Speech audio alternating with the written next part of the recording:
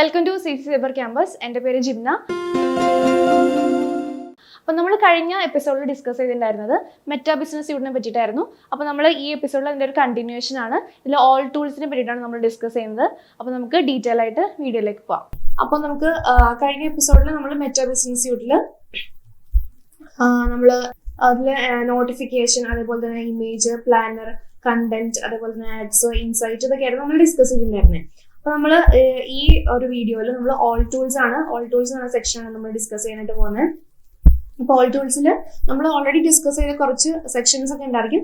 എന്നാലും കുറച്ചുകൂടെ ടൂൾസ് നമുക്ക് ഇതിൽ അവൈലബിൾ ആണ്. അപ്പോൾ കുറച്ചുകൂടെ ഫീച്ചർ റിച്ച് ആയിട്ടുള്ള ടൂൾസ് ഒക്കെ നമുക്ക് ഇവിടുന്ന് അവൈലബിൾ ആണ്.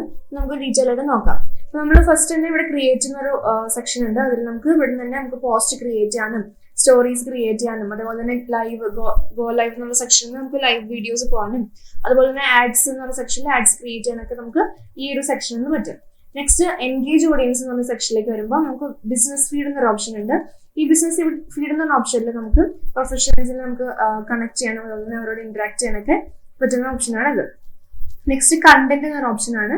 കണ്ടന്റ് നമ്മൾ ഓൾറെഡി കഴിഞ്ഞ വീഡിയോയിൽ ഡിസ്കസ് ചെയ്തിട്ടുണ്ട്. അപ്പോൾ അവിടെ നിന്ന് ഈ ഒരു സെക്ഷനിൽ നമുക്ക് നമ്മുടെ പോസ്റ്റുകൾ പബ്ലിഷ് ചെയ്യാനും, അതേപോലെ തന്നെ പബ്ലിഷ്ഡ് ആയിട്ടുള്ള പോസ്റ്റുകൾ നമുക്ക് ഇവിടെ നിന്ന് മാനേജ് ചെയ്യാനും, അതുപോലെ തന്നെ സ്കെഡ്യൂൾ ചെയ്യാനും ഒക്കെ ഉള്ള ഒരു സെക്ഷനാണ് അത്. നെക്സ്റ്റ് ഗെയിം സ്ട്രീമിംഗ് എന്ന് പറഞ്ഞാൽ നമുക്ക് ലൈവില് നമുക്ക് ഗെയിം സ്ട്രീമിംഗ് പോകാനുള്ള ഒരു ഓപ്ഷനാണത്. നെക്സ്റ്റ് ഇൻബോക്സ് ആണ്.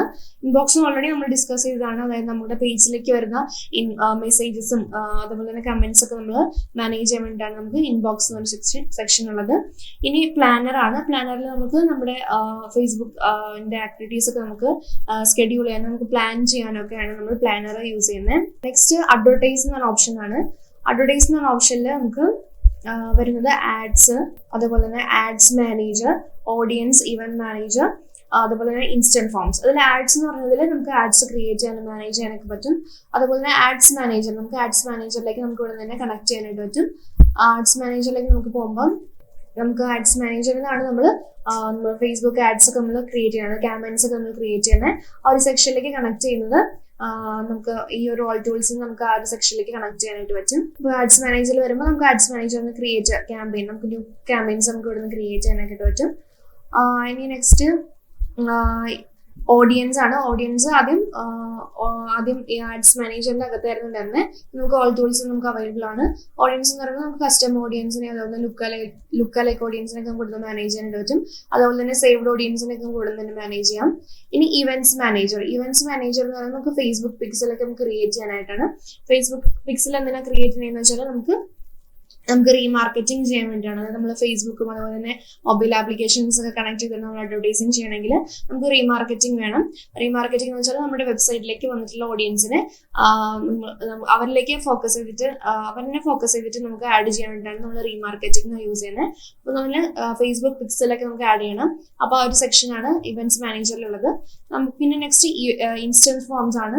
അതെന്ന് വെച്ചാൽ നമുക്ക് ലീഡ് ജനറേഷനിലൊക്കെ നമുക്ക് ഫോംസ് ക്രിയേറ്റ് ചെയ്യുന്നുണ്ട്. നമുക്ക് അത് ഇവിടെ നിന്ന് തന്നെ ഫോംസ് ക്രിയേറ്റ് ചെയ്ത് മാനേജ് ചെയ്യാനൊക്കെ പറ്റുന്ന ഓപ്ഷനാണ് ഇൻസ്റ്റന്റ് ഫോംസ് എന്ന് പറയുന്നത്. നെക്സ്റ്റ് മാനേജ് എന്ന് പറഞ്ഞ സെക്ഷനാണ്. മാനേജ് എന്ന സെക്ഷനിൽ അക്കൗണ്ട് ക്വാളിറ്റി ആണ്. അതായത് നമുക്ക് അഡ്വർടൈസിങ് പോളിസീസ് ഒക്കെ നമുക്ക് ഇവിടെ തന്നെ മാനേജ് ചെയ്യാനായിട്ട് പറ്റും. അതാണ് നമുക്ക് അക്കൗണ്ട് ക്വാളിറ്റിയിലുള്ളത്. ഇനി ബില്ലിംഗ് സെക്ഷൻ ആണ്. ബില്ലിംഗ് സെക്ഷനിൽ നമുക്ക് ആഡ് അക്കൗണ്ടിനുള്ള പേയ്മെന്റും അതുപോലെ തന്നെ പേയ്മെന്റ് ഹിസ്റ്ററി ഒക്കെ നമുക്ക് ഇവിടെ തന്നെ ചെയ്യാം. നെക്സ്റ്റ് ബിസിനസ് ആപ്സ് ആണ്. നമുക്ക് ബിസിനസ് ആപ്സ് ഒക്കെ കണക്ട് ചെയ്യാനുള്ള ഓപ്ഷൻ ആണിത്. ഇനി ഗെറ്റ് സ്റ്റാർട്ടഡ് എന്ന് പറഞ്ഞ ഓപ്ഷനിൽ നമുക്ക് ഇവിടെ തന്നെ നമുക്ക് പോസ്റ്റ് ക്രിയേറ്റ് ചെയ്യാനും നമുക്ക് അതിൽ ഒരു സെക്ഷനിലേക്ക് പോയേക്കാം. നമുക്ക് ഇവിടെ തന്നെ ക്രിയേറ്റ് പോസ്റ്റ്, അതേപോലെ തന്നെ മെസ്സേജസിന് റിപ്ലൈ ചെയ്യാനും, അതുപോലെ തന്നെ സ്കെഡ്യൂൾ പോസ്റ്റ്, അതുപോലെ തന്നെ ഗ്രോ യുവർ ഓഡിയൻസ്, ഈ ഒരു സെക്ഷനൊക്കെ, അതായത് ഇൻവൈറ്റ് ഫ്രണ്ട്സിനെ നമുക്ക് ഇൻവൈറ്റ് ചെയ്യാനൊക്കെ ഈ സെക്ഷനിൽ പറ്റും. ഇനി പേജ് സെറ്റിംഗ് ആണ്. പേജ് സെറ്റിംഗിൽ നമുക്ക് പേജ് റോൾസ് ഒക്കെ മാനേജ് ചെയ്യാൻ വേണ്ടിയിട്ടാണ്. പിന്നെ വ്യൂ പേജ് എന്ന് പറയുമ്പോൾ നമുക്ക് ഓഡിയൻസിലേക്ക് എങ്ങനെയാണ് നമ്മുടെ പേജ് വ്യൂ ചെയ്യണേ ആ ഒരു ഇത് കാണാൻ വേണ്ടിയിട്ടാണ് ആ വ്യൂ പേജ് ഉള്ളത്. അനലൈസ് ആൻഡ് റിപ്പോർട്ട് ആണ് നെക്സ്റ്റ് സെക്ഷൻ. അതിൽ നമുക്ക് ആഡ്സ് റിപ്പോർട്ടിംഗ് ഉണ്ട്. ആഡ്സ് റിപ്പോർട്ടിംഗിൽ എങ്ങനെയാണ് നമ്മുടെ ഒരു ആഡ്സിന്റെ റിപ്പോർട്ടാണ്. അതായത് നമുക്ക് എത്ര ഇംപ്രഷൻസ് നമുക്ക് കിട്ടി, എത്ര റീച്ച് കിട്ടി, എത്ര ഫ്രീക്വൻസി, അതായത് ഒരാളിലേക്ക് എത്ര പ്രാവശ്യം ആഡ് കണ്ടു, ആ ഒരു റിപ്പോർട്ടിംഗ് ഒക്കെയാണ് നമുക്ക്. അതുപോലെ തന്നെ നമുക്ക് എത്ര എമൗണ്ട് സ്പെൻഡ് ആയി, ആ ഒരു ഡീറ്റെയിൽ ഒക്കെയാണ് നമുക്ക് ആഡ്സ് റിപ്പോർട്ടിംഗിൽ വരുന്നത്. നെക്സ്റ്റ് ഇൻസൈറ്റ് ആണ്, അതായത് ഒരു പേജിന്റെ, നമ്മുടെ ഫേസ്ബുക്ക് പേജിന്റെ ഫുൾ ഇൻസൈറ്റ് നമുക്ക് ഇവിടെ തന്നെ കിട്ടും. പിന്നെ next cell products and service എന്ന സെക്ഷൻ ആണ്.